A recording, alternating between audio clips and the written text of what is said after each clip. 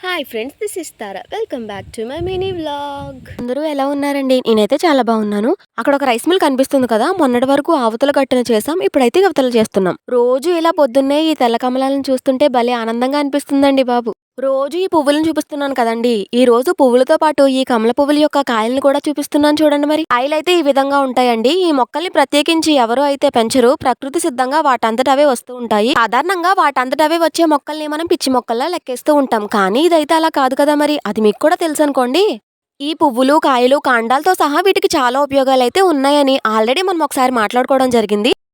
ఈ కాయలనైతే మనం నిరభ్యంతరంగా తినొచ్చండి. వీటిని ఓపెన్ చేస్తే లోపలైతే చూడండి అలా గసగసాల్లాగా కనిపిస్తూ ఉంటది. ఈ తెల్ల కమలాల కాయలైతే తిన్నప్పుడు అంత స్వీట్‌నెస్ ఏమి ఉండవండి. లైట్ స్వీట్‌గా ఉంటాయి. కానీ మనం ఈజీగానే తినొచ్చు. అదే ఎర్ర కమలాల కాయలైతే ఇంకా బావుంటాయండి. అవైతే ఇంకా స్వీట్‌గా అనిపిస్తాయి. తినడానికి కూడా చాలా బావుంటాయి.